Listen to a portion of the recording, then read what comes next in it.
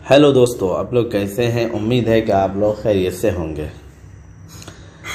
Daily की तरह आज हम फिर न्यू स्टोरी पढ़ेंगे और इस स्टोरी में हम बहुत कुछ सीखेंगे और बहुत सारे न्यू वर्ड्स हमें मिलेंगे सीखने को। तो आइए हम स्टार्ट करते हैं। Nancy and the blind man. Nancy एक बच्ची का नाम है और ब्लाइंड बोलते हैं नाबीना, जिसको दिखाई ना दे। मैन तो आदमी, आप लोगों को आदमी को बोलते हैं। Nancy and the blind man, Nancy और नाबीना आदमी।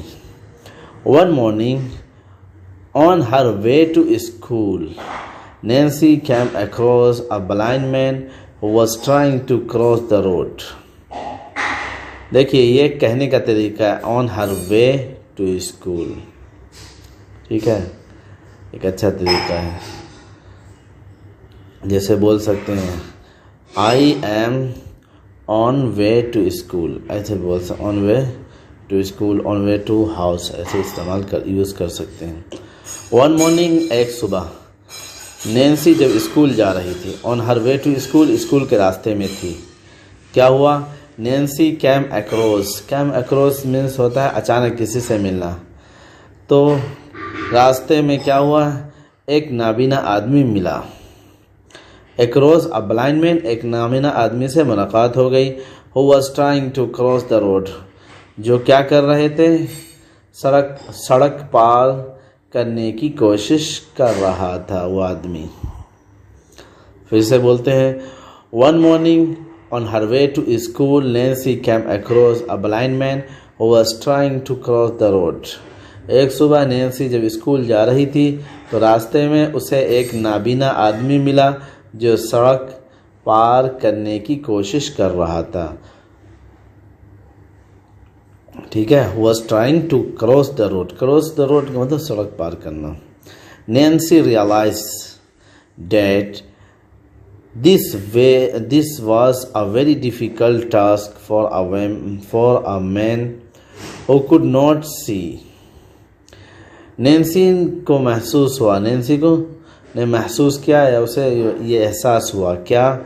कि डेट कि एक ऐसे आदमी के लिए, लास्ट से, फॉर अ मैन, एक ऐसे आदमी के लिए जो देख नहीं सकता, हु कुड नॉट सी, जो देख नहीं सकता, ये काम बहुत मुश्किल है। ठीक है, फिर से देखते हैं। नैन्सी रियलाइज, नैन्सी को ये एहसास हुआ कि this was a very difficult task, ये बहुत मुश्किल काम, बहुत ही मुश्किल काम है। क्या? फॉर अ मैन, एक आदमी के लिए, हु कुड नॉट सी, जो देख नहीं सकता है। ठीक है, Nancy realize that this was a very difficult task for a man who could not see. The blind man was not too sure about crossing the road.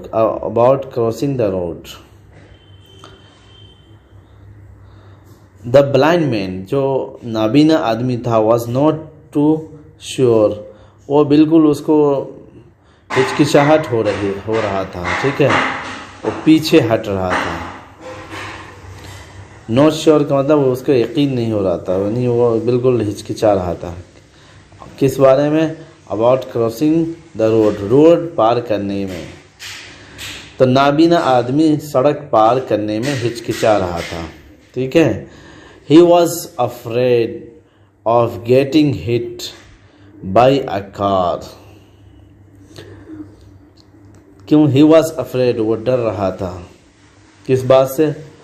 कि कहीं कोई गाड़ी उसे टक्कर न मार दे। He was afraid of getting hit, वो डर रहा था इस बात से कि वो गेटिंग हिट, कि उसे टक्कर मार दे, बाई अ कार, कोई कार के ज़रिए उसे टक्कर लग जाए। इस वजह से वो क्या हो रहा था? डर रहा था। He kept tapping his stick on the road, वो अपनी छड़ी से सड़क को टटोल रहा था। ही केप्ट, टैपिंग का मतलब होता है टटोलना। ठीक है, स्टिक तो बोलते ही छड़ी जो जिसके हाथ में है। बट लेकिन didn't have the courage to walk forward, लेकिन आगे बढ़ने की हिम्मत नहीं कर पा रहा था। यानी आई नहीं था, है उसके पास द करेज हिम्मत, टू वॉक चलने का, फॉरवर्ड आगे की तरफ। तो उसका हम ट्रांसलेट एक बार में कर देंगे, but didn't have the courage to walk forward, लेकिन आगे बढ़ने की हिम्मत नहीं कर पा रहा था। फिर क्या हुआ? Nancy rushed to his side, Nancy फौरन उसके पास गई, उसकी तरफ गई। Held his hand, held hold का मतलब होता है पकड़ना, और उसने उसका हाथ पकड़ा, थाम लिया। And help him cross the road, और उसे सड़क पार करा दी, यानी सड़क पार करने में मदद की। The blind man thanked her, नाबीना आदमी ने नैन्सी का शुक्रिया अदा किया। And she felt very happy to have help the man, और नैन्सी को बहुत खुशी हुई कि उसने किसी की मदद की। ही फेल्ट हैप्पी, उसने खुशी महसूस की, क्या बहुत ज़्यादा, किस चीज़ के लिए? To have help the man, उस आदमी को मदद करने पर। फिर क्या हुआ? Nancy headmistress was watching his from far away। क्या हुआ? नैन्सी की हेड मिस्ट्रेस जो थी, कि मैडम थी कोई, वो क्या कर रही थी? दूर से ये मंजर देख रही थी। फ्रॉम फार अवे, दूर से। वॉचिंग मतलब देखना। हेड मिस्ट्रेस का मतलब होता है हेड मास्टर, जो लेडी हो। She was very proud of Nancy for being helpful to a stranger. वो नैन्सी पर बहुत फ़ख्र महसूस कर रही थी कि उसने एक अजनबी की मदद की। ठीक है। She was very proud of Nancy, Nancy पर बहुत उसे गर्व हो रहा था। किस चीज़ के लिए? फॉर बीइंग हेल्पफुल, हेल्पफुल होने के यानी मददगार होने पर। किस चीज़ के, किसके लिए? टू अ स्ट्रेंजर, एक अजनबी के लिए। When Nancy reached her class, जब नैन्सी अपनी जमात में पहुंची, अपने क्लास में पहुंची, the headmistress gave her an ice cream as a reward for her good deed. तो हेड मास्टर ने उसे अच्छे काम के इनाम में क्या दिए? Ice cream the. द हेडमास्ट्रेस जो थे, हेडमास्टर गेव हर, उनको दिया क्या? एक आइसक्रीम, इस तौर पर कि वो इनाम हो उसके लिए अच्छे अच्छे काम पर। ठीक है, ये तर्जुमा कर सकते हैं। All her teachers and friends praise her too, तो उसके तमाम टीचर्स और दोस्तों ने भी उसकी तारीफ़ की। All her teachers and friends, तमाम टीचर ने और फ्रेंड्स ने क्या किया? प्रेज हर टू, उसकी तारीफ़ की। It turn out to be the best Friday of Nancy's life, ये नैन्सी की ज़िंदगी का सबसे अच्छा जुमा साबित हुआ। इट टर्न आउट, साबित हुआ, टू बी, कि होवे, द बेस्ट फ्राइडे, अच्छा जुमा of Nancy's life. Moral, moral बोलते हैं अखलाकी सबक को।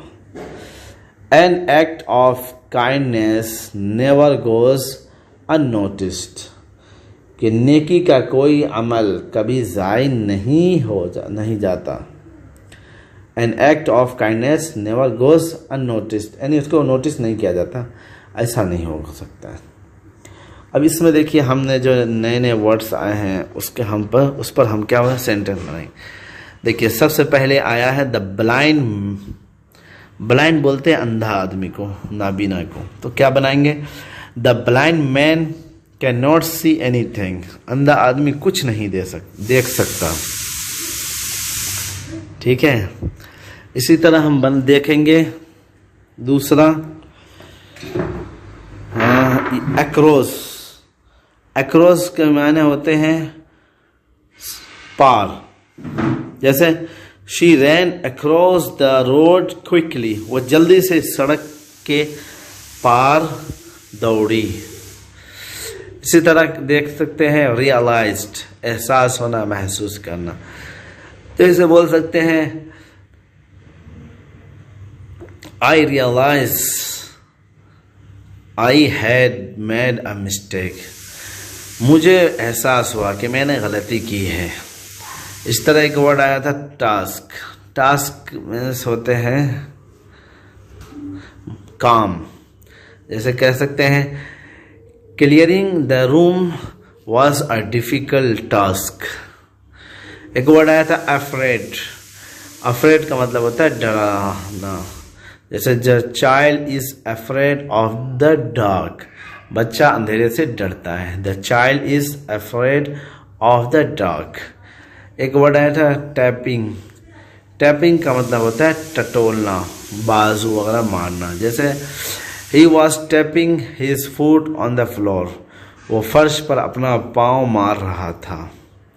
एक वर्ड आया था कॉरेज, COURAGE। कॉरेज का मतलब होता है हिम्मत।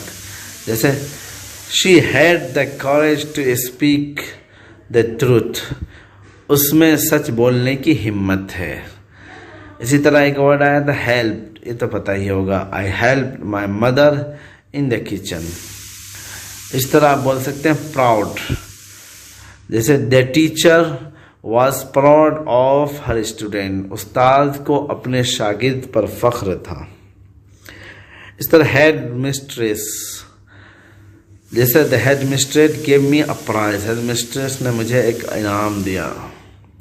रिवार्ड बोलते हैं इनाम को भी। जैसे she got a reward for telling the truth, उसे सच बोलने पर इनाम मिला। इस तरह एक वर्ड आता है प्रेस्ड। जैसे everyone pressed his hard work, सबने उसकी मेहनत की तारीफ की। इस तरह काइंडनेस मतलब मेहरबानी। जैसे काइंडनेस मेक द वर्ल्ड बेहतर, मेहरबानी दुनिया को बेहतर बनाती है।